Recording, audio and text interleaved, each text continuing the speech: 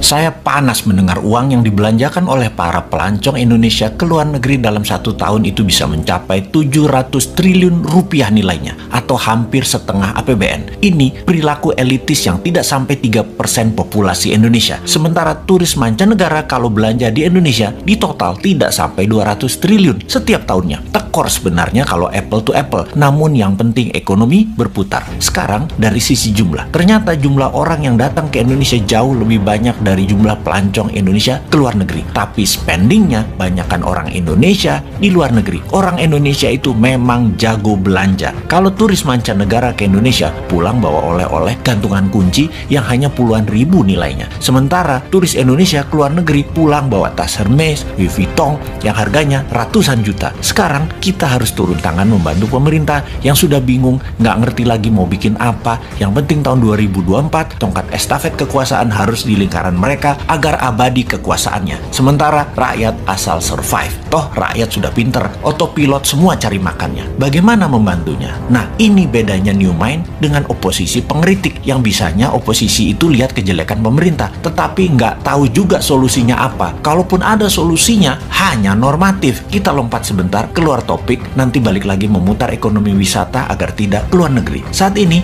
di media-media juga orang-orang di tempat tongkrongan membicarakan 2024 siapa presiden dan wapresnya Indonesia. Maka banyak nama digadang-gadang. Nama-nama itu modalnya gampang. Bayar aja lembaga survei untuk memasukkan nama mereka, walaupun mereka hanya 1 di antara 10 orang. Pokoknya masuk aja nama mereka dulu. Lalu mulai dibangun citra mereka masing-masing. Yang hebatnya, siapapun mereka itu, tanya satu hal. Konsep bernegaranya apa ketika nanti mereka memimpin negara? Maka jawaban mereka pasti normatif, pasti umum-umum saja, seperti stop impor, stop hutang, pro UKM, dan lain sebagainya. Dan faktanya nanti ketika menjabat, semuanya tidak bisa dijalankan karena tidak tahu bagaimana caranya. Mereka semua itu hanya manuver politik, dan di otaknya hanya bagaimana menjadi populer dan bagaimana menang mendapatkan kursi di 2024. Mek ngono tok. Hebatnya adalah narasinya bisa membuat rakyat percaya. Oh ya, ini bukan promosi Bosman yang ternyata sudah lengkap cara dan strategi bernegaranya. Bukan loh ya. Bosman bukan mau jadi presiden, Bosman mau jadi lord. Wis, jelas yo. Ini semua buat nyindirin positif. Kita nyindir incumbent, nyindir yang cari popularitas di tahun 2024, dan nyindir oposisi supaya semua punya konsep bernegara. Misalnya mereka mengatakan akan menghukum mati koruptor.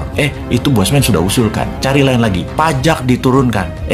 Bosman juga sudah duluan sejak 3 tahun yang lalu ngomong itu. Tutup selat di Indonesia. Wah, itu mah program Bosman. Bunga bank 0%. Itu juga Bosman yang punya program. Mati nggak lo para kandidat presiden semua konsepnya Bosman sudah duluan sebut beserta caranya. Mati gaya aja lo. Ya mending jadiin Bosman lord. Mulai paham nakalnya si Sontoloyo ini. Jadi cara mereka paling top ya paling masuk gorong-gorong, masuk ke podcast populer, sebanyak mungkin diliput media kegiatannya. Tapi ya garing. Viewer di sosmed mereka paling hanya ribuan. Tidak mungkin sampai puluhan bahkan ratusan atau jutaan viewer. Kalau mau jutaan ya ke Deddy Corbuzier paling. Oke, kita kembali ke topik bagaimana membuat 700 triliun itu ada di Indonesia aja. Sebagai acuan, cerita Dior dan Vuitton, jadi wisata itu kekuatannya bukan ekowisatanya alias lokasinya yang kuat, tetapi harus ada kekuatan penunjang seperti kuliner, event atau peristiwa, tradisi, budaya, keramahan sarana toilet, kesehatan, dan pelayanan yang prima. Tentunya produk kelas dunia berharga mahal karena langka dan unik. Sungguh, event, tradisi, budaya, dan experience pengalaman adalah yang paling powerful membuat turis kembali. Bagaimana kalau kita buat semuanya? Kita buat event, tradisi, budaya, kuliner, produk UMKM, kelas dunia di seluruh Indonesia, plus gamifikasi yang berhadiah miliaran. Traveling di Indonesia, misalnya ke Jogja, ke Toba, modalnya per orang katakanlah 3 hari 1 juta rupiah. Ternyata bisa mendapat hadiah ratusan juta. Kalaupun nggak menang, nggak dapat hadiah gamifikasi, tetap dapat menikmati pengalaman pesona Indonesia. Untuk hal ini, kita luncurkan segera produknya. Tenang, New Mind selalu ada solusinya.